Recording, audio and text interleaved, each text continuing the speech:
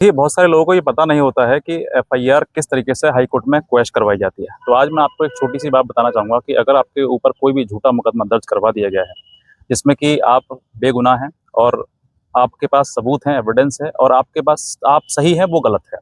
तो मैं कहता हूँ आप एफआईआर हो या कोई कंप्लेंट केस हो, झूठा हो और आपके ऊपर विरुद्ध दर्ज करवा दिया गया है, कंप्लेंट केस का हो और कोर्ट ने जो आपको सम्मन कर लिया, तलब कर लिया है, तो मैं कहता हूँ आप एक बार क्वैशिंग में ज़रूर आइए। क्योंकि क्वैशिंग आपके लिए बहुत इम्पोर्टेंट है, जहाँ पर जिन लोगों को लगता है कि मेरे ऊपर गलत मुकदमा दर्ज करवाया गया है, तो वो लोग एक बार हाई कोर्ट में ज़रूर आप इस बात को रुख करें कि आपके ऊपर गलत मुकदमा दर्ज करवाया गया है।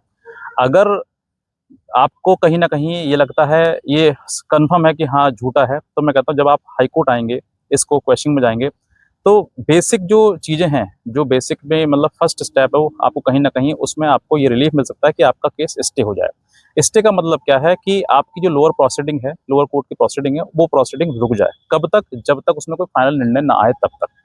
और दूसरी पार्टी को नोटिस किए जा सकते हैं। अब इस दौरान आपको इतनी राहत काफ़ी है, जो आप भाग रहे थे ज़मानत कराने के लिए, एक गिरफ्तारी से बचने के लिए, तो वो सब चीज़ें आपकी स्टे हो जाएँगी, रुक जाएँगी। यहाँ पर पहला तो आपको ये राहत मिल जाएगी।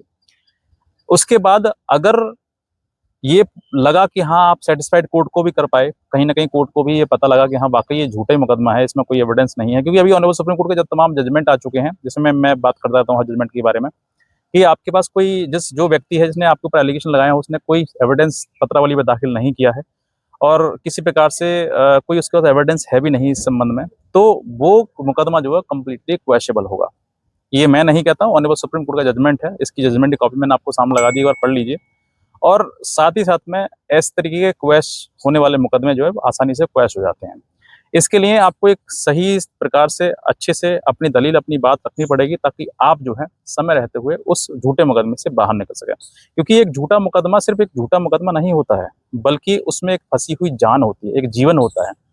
एक झूठा मुकदमा किसी का भी जीवन खराब कर सकता है, बर्बाद कर सकता है। वो आदमी अपना जो काम कर रहा था, जिसमें उसका मन था, जो उसको करना चाहिए, वो ना करके वो सिर्फ़ और सिर्फ़ मुकदमेबाज़ी में भिड़ जाता है, मुकदमेबाज़ी कि भई कैसे बचें इसमें। तो ऐसी परिस्थिति में आप सीधे-सीधे एक एडवोकेट को हायर करिए और उसके बाद जो है सेक्शन 482 जो कि अब 528 बन चुका है बीएनएसएस के तहत, उसमें आप एफआईआर क्वेशिंग में आप जाइए। एफआईआर क्वेशिंग में जब फर्स्ट डेट आएगी, तो कहीं न कहीं आपसे वो बातें सब पूछी जाएँगी, क्या-क्या हुआ था। आप बताएँगे, अगर कोर्ट सैटिस्फाइड है, आपको स्टे हो जाएगा और दूसरी पार्टी को नोटिस हो जाएँगे। और अगर नहीं आप सैटिस्फाइड कर पाते हैं, तो कहीं न कहीं आपको रिजल्ट फिर मिल ही जाएगा तुरंत ही। यानी कि कहने का मतलब ये है कि आप एक बार आप क्वेश्चन में जब आएँगे, तो मैं कहता हूँ कि आपको क्वैश मुकदमा जो है वो अधिकतर चांसेस होते हैं जहाँ पर झूठा मुकदमा होता है और फिर कहीं न कहीं आपको कुछ न कुछ राहत ज़रूर मिल जाएगी। इसीलिए मैं समय रहते हुए आप क्वेश्चन में ज़रूर आइएगा। बाकी किस तरीके से क्या-क्या डॉक्यूमेंट आपको चाहिए वो भी बताता हूँ आपके लिए। जब आपको कोर्ट ने आपके डिस्ट्रिक्ट कोर्ट है वहाँ से जो तलबी करी है या फिर आपको सम्मन या वारंट इश्यू हुआ है, उसकी कॉपी लाइए, ऑर्डर शीट की कॉपी लाइए और जो एफआईआर हुई है तो एफआईआर, चार्जशीट हुई है चार्जशीट की कॉपी, अगर नहीं हुई है तलबी किया है, कंप्लेंट केस फाइल किया है तो कंप्लेंट केस की तलबी की सर्टिफाइड कॉपी। ये कॉपी आपको चाहिए और अपने एडवोकेट करिए, उनसे बात करिए और फिर उसके बाद उनको हायर करके एक मुकदमा जो है पिटीशन उसके विरुद्ध हायर कोर्ट में आप दाखिल कर दीजिए, ताकि हायर कोर्ट जो है अगर आपको लगता है तो कहीं न कहीं अगर लगता है ये झूठा मुकदमा है तो ये आपको राहत मिल जाएगी और कहीं न कहीं अगर लगता है कि हाँ, वाक़ई ये मुकदमा गलत है, तो ये क्वैश होगा। देखो, झूठ कोई बर्दाश्त नहीं करेगा।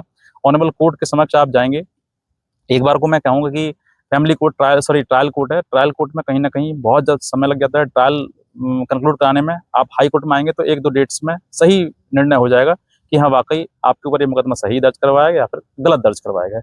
अगर सही दर्ज हुआ होगा तो ट्रायल के लिए आपको ऑर्डर कर दिए जाएँगे, तो ट्रायल फेस कर लेना और अगर गलत हुआ है तो ये यहीं के यहीं क्वैश भी हो जाएगा। एक ही जजमेंट, एक ही ऑर्डर में सीधे-सीधे पूरे लोअर कोर्ट की प्रोसीडिंग स्टॉप, बंद। यही आपको हायर कोर्ट का एक बेनिफिट मिलता है। बस इतना ही कहना चाहूँगा।